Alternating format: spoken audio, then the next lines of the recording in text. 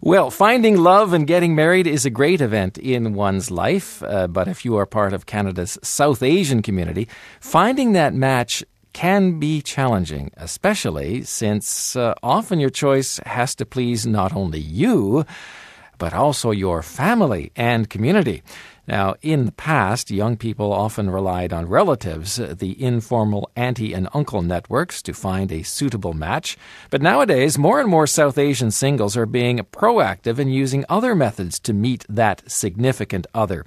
And for more on how South Asians meet, date, and perhaps get married, we join our correspondent in Toronto, Usaima Kanbaria. Hello, Usaima. Hello, Mark.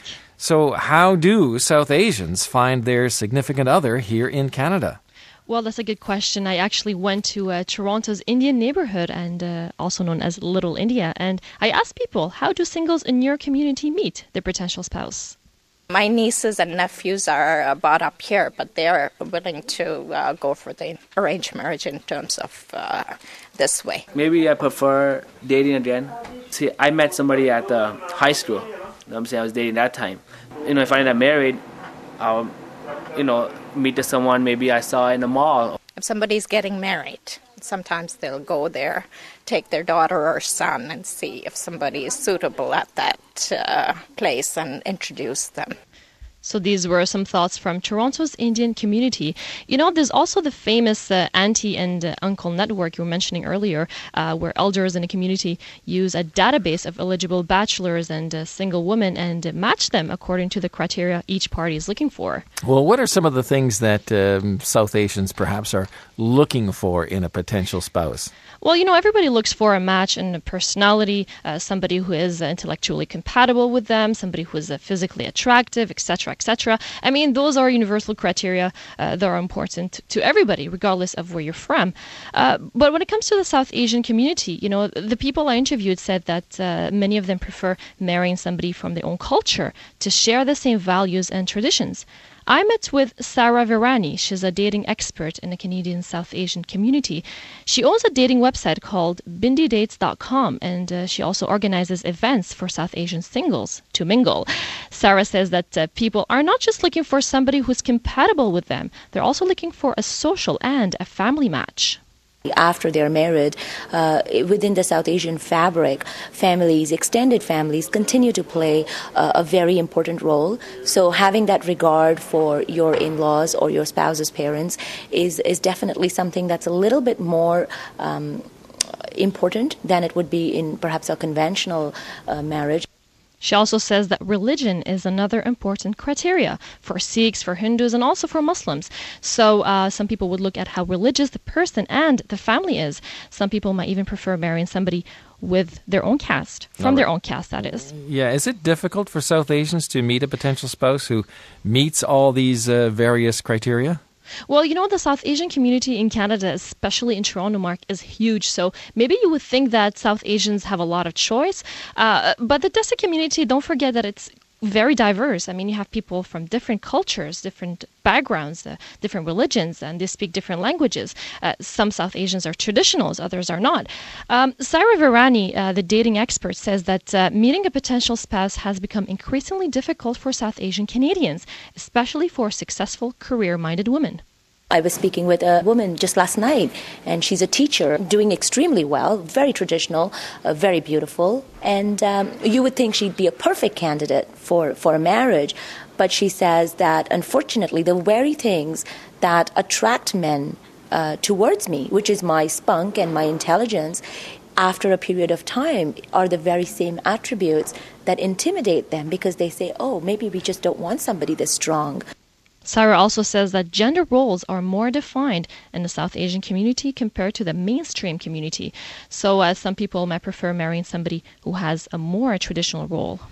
Well, I've often heard about that. I mean, how widespread is this practice of going back to India or Pakistan to find a more traditional partner to marry and then bring them back to Canada?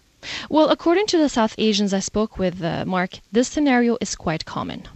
The guys are taken back home saying that the bride we'll get from there would be the best bride for you. And the girls are taken there saying that the guy we'll get from India, Pakistan, Bangladesh would be the best guys. Most of a young generation, they don't agree with the parents. But sometimes they don't have choice, but they listen to their parents because in my culture, the kids, they respect parents so much. So they don't want to say, no, we don't want to go back to India to get married. If you get married to a person with whom we are choosing, it will be really good for us. It'll give us good name in the community, and they'll say, the kids have turned out such bright kids that they are educated, went to university, and still they are doing exactly what their parents wanted to do. So these were some thoughts from members of Toronto's South Asian community. Sarah Virani says that a lot of men prefer to go back home, India, Bangladesh, or Pakistan, and find a bride there who would be more accepting of traditional values. When a South Asian male goes back home and brings a bride, he is seen as the provider of a better future to his wife. But when the woman goes and does that, the bargaining power, it has automatically shifted, whether you like it or not. There's been a shift that, it's my wife that's given me passage into Canada. And not a lot of men are willing to start a marriage with that. She also says that more and more singles, Mark, prefer finding a spouse on their own here in Canada, somebody who would understand what it's like to be both Indian and Canadian. They're also using unconventional ways to meet people. Aha. Unconventional methods. Yeah, absolutely. And those would be?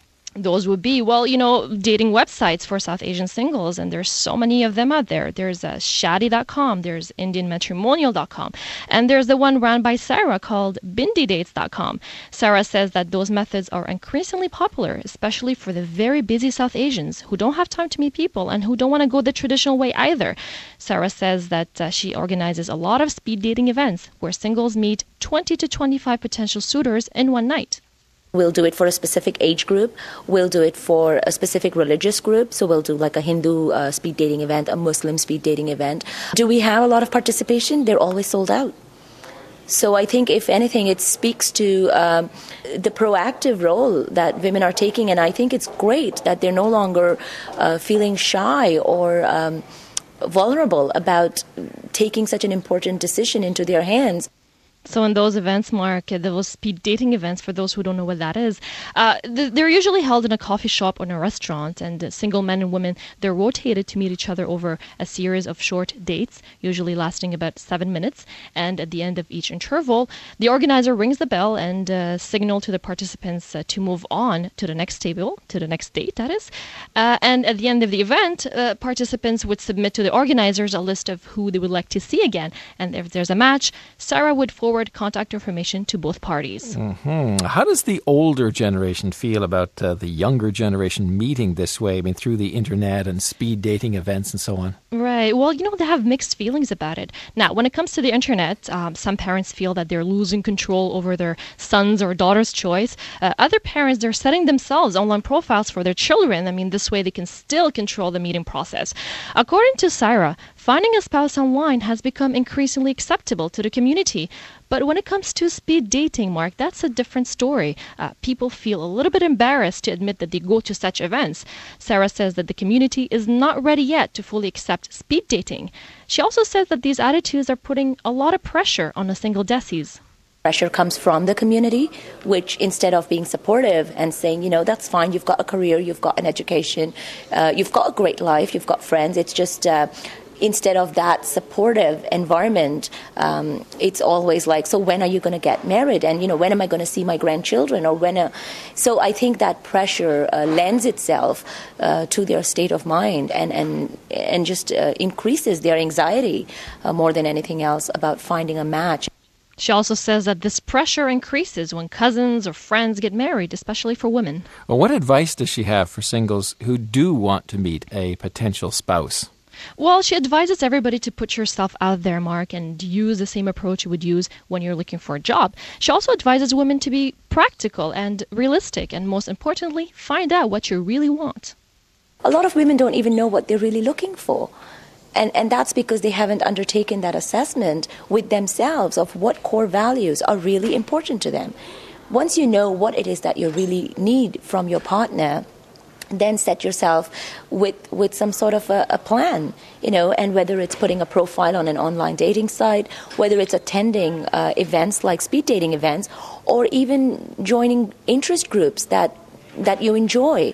She also advises not to turn a cold shoulder to the auntie-uncle network, or even to ask your parents or friends to help you out, because there's nothing wrong with letting people know that you're looking for somebody, as long as you have your final say in it. All right. Thank you very much for this, Usama. You're welcome, Mark. And that is our correspondent in Toronto, Usama Kanbaria, and you are listening to The Link here on Radio Canada International.